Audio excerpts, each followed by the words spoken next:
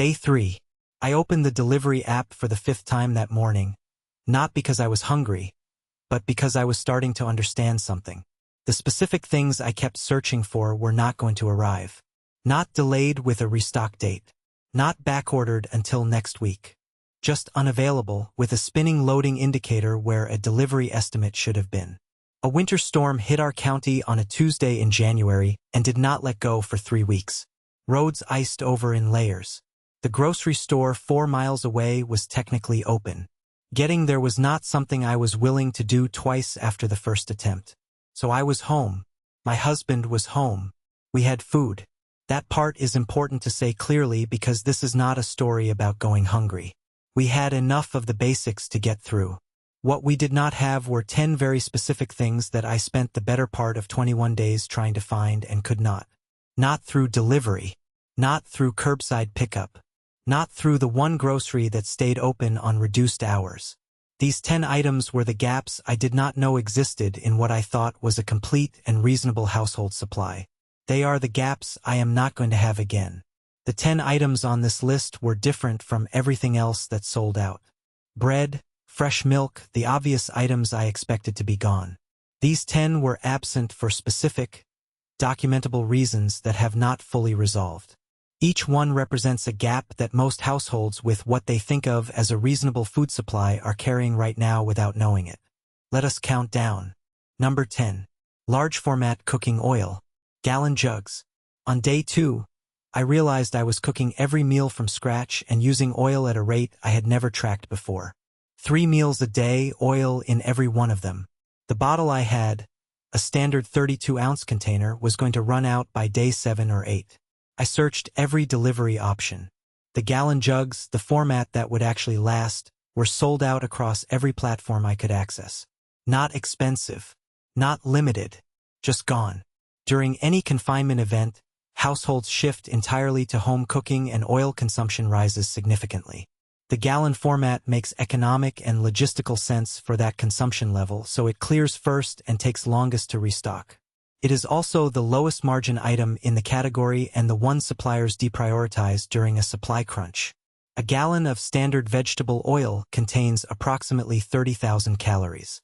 At current retail pricing, that is less than half a cent per calorie, making it one of the most efficient stored calories available in any format. Shelf life runs 12 to 18 months in a cool, dark location. The practical reserve strategy is simple. Keep 2-gallon jugs stored. Pull the older one into regular use every 2 months. Replace it immediately.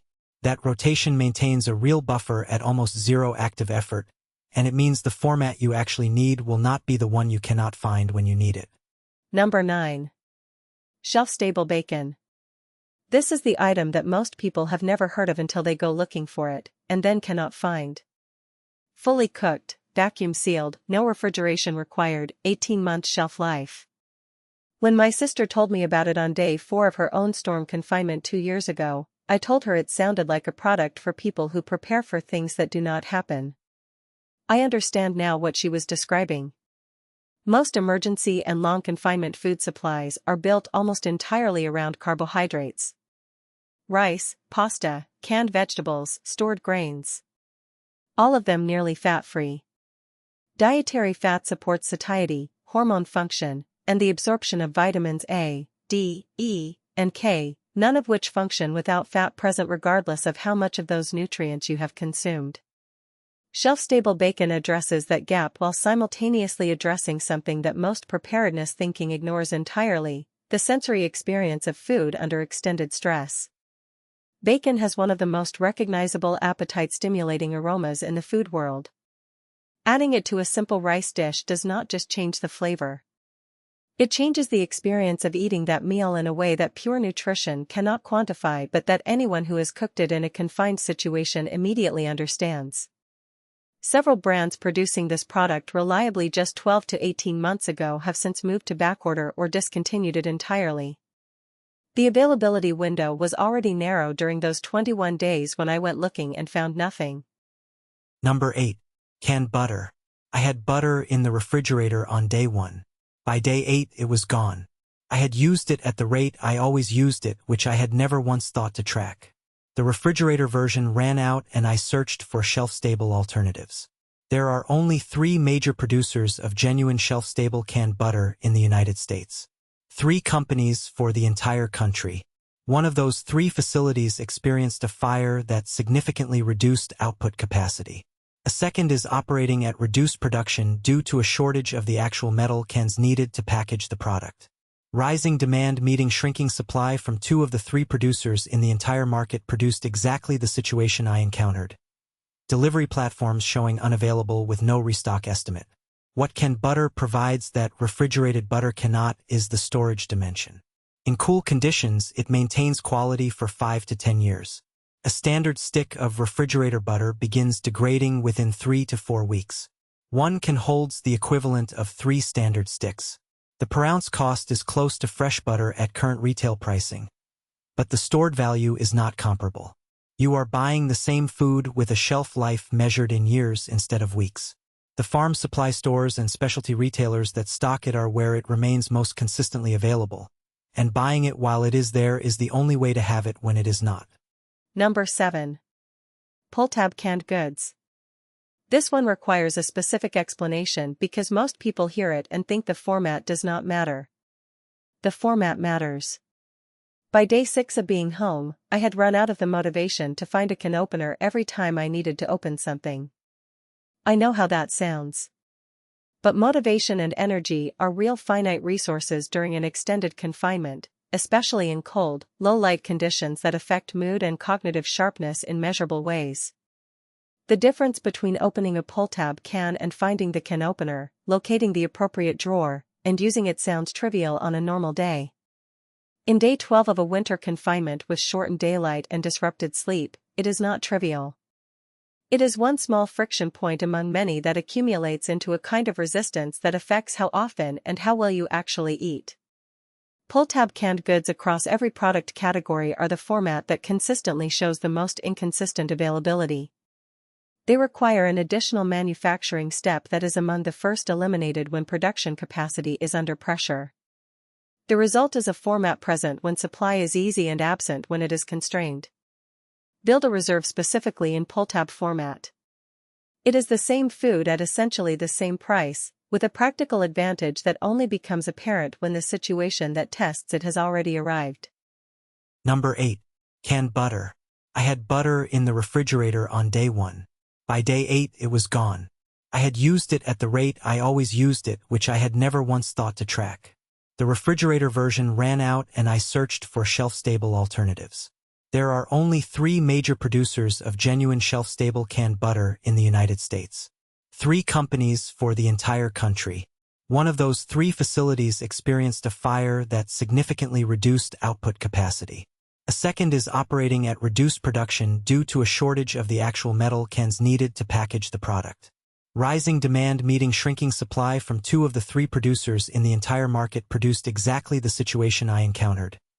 Delivery platforms showing unavailable with no restock estimate. What canned butter provides that refrigerated butter cannot is the storage dimension. In cool conditions, it maintains quality for 5 to 10 years. A standard stick of refrigerator butter begins degrading within 3 to 4 weeks. One can holds the equivalent of 3 standard sticks. The per ounce cost is close to fresh butter at current retail pricing, but the stored value is not comparable. You are buying the same food with a shelf life measured in years instead of weeks. The farm supply stores and specialty retailers that stock it are where it remains most consistently available, and buying it while it is there is the only way to have it when it is not. Number 5. Powdered eggs. Fresh eggs were gone by day 5. I had gone through them faster than I expected because eggs were appearing in breakfast, in baking, in the pasta I was making from scratch, in the sauces I was building to make stored food more interesting. Eggs are in more meals than most people consciously track, and the absence of them removes a category of cooking that most household food supplies cannot replace. Powdered eggs are not a mainstream grocery product. They sit in a narrow category between camping supplies and emergency food storage. Most mainstream grocery stores either do not carry them or carry them in small quantities that sell out quickly when demand increases. During those 21 days, I could not find them in any delivery format that would arrive before the need for them had passed. Measured powder combined with water performs equivalently to fresh beaten eggs in virtually every cooking application. Scrambled over any heat source, stirred into soup, used as binding in flatbreads and simple baked goods. Stored in sealed containers with oxygen absorbers, viable for 5 to 10 years. For a household that uses eggs daily, the absence of a powdered egg reserve becomes acutely visible by day 5. I know this with specific precision. Number 4. Nutritional yeast. This is the item I had never purchased before day 9 of being home. A diet built primarily on stored grains and legumes will be significantly deficient in B vitamins within approximately 1 week. Specifically B12, B6, thiamine, riboflavin, and niacin. These drive energy metabolism, neurological function, and immune maintenance. When they run low, fatigue increases in a way that does not respond to rest. Cognitive clarity drops. Mood becomes difficult to regulate. I noticed all of these things around day 8 and attributed them to the confinement. I understand now that they were partly nutritional. Nutritional yeast does not taste like a supplement. It tastes like mild aged cheese. Sprinkled onto hot rice or stirred into soup, it makes food noticeably better while simultaneously delivering a complete B vitamin complex, plant-based protein, and trace minerals including zinc and selenium. Health food stores were closed or inaccessible during those 21 days. Mainstream grocery delivery did not carry it consistently. When I finally got a container 3 days after I started looking, I understood what I had been missing. I had been storing for calories and completely ignoring the micronutrient layer that keeps a calorie-sufficient diet from quietly degrading the people living on it. Look at the first 6 items on this list. Cooking oil in the format that lasts. Shelf-stable bacon for fat and morale. Canned butter that does not require refrigeration. Pull-tab cans that remove one more friction point. Bulk bouillon that transforms plain food into something sustainable. Nutritional yeast that closes the B vitamin gap nobody warned me about. None of these are the items people think of when they think about being prepared for an extended time at home. All of them were the items I could not find. The next 4 items are where the gaps I discovered were most significant and most surprising. Number 3. Bulk yeast. Vacuum-sealed commercial format. On day 11, I decided to start baking bread. Not because I had run out of carbohydrates. Because I needed something to do that produced a result that filled the house with a smell that was not the recycled air of a closed-up home in winter, that gave me and my husband something to look forward to at the end of the process. I had 1 standard retail envelope of yeast. It made 1 loaf. After that, I searched for more and discovered what every other household that had made the same decision in the same week had already discovered. Standard retail yeast packets had cleared from every delivery platform. The small envelopes, the ones that come 3 to a strip, were sold out across the board. The only format with any remaining availability was the commercial vacuum-sealed block, 1 pound or larger, and even those were showing limited stock and 2 to 4 day delivery windows. Yeast production in North America is concentrated in a small number of specialized facilities. When demand surges, the gap does not close in days. It closes in weeks. Standard retail packets hold viability for roughly 6 months at room temperature. Vacuum-sealed commercial blocks in a freezer hold full viability for 5 years. That format is the one worth having before the moment you need it, because it is also the one that disappears first when an entire region simultaneously decides that baking bread is a good idea. Number 2. Large format honey. 5-pound jugs. I ran out of sugar on day 13. I had used it faster than expected in baking, in coffee, in the occasional dessert that was providing a disproportionate amount of psychological value to both of us. I searched for alternatives and landed on honey as the obvious substitute, which is a completely functional substitution in virtually every cooking application.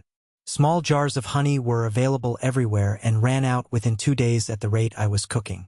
The 5-pound jugs, the format that would have lasted the remainder of the confinement, were showing out of stock across every platform I searched.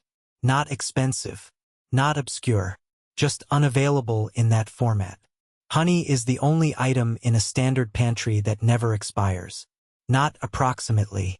The chemistry of honey creates a permanent preservation environment that no other food replicates. Archaeologists have recovered honey from Egyptian tombs estimated at over 3,000 years old, still chemically intact and edible. The large format jug is the only version of that indefinite shelf life that makes practical storage cents per dollar spent. And it is the format that disappears fastest when everyone is simultaneously at home and baking with whatever sweetener they can find. Number 1. Hard winter wheat berries. I am going to tell you the specific moment I understood what this item was and why I had never thought about it before. It was day 16. I had been trying to find flour for 5 days. Not wheat berries specifically. Flour. All-purpose flour in any bag larger than 5 pounds had cleared from every delivery option I could access.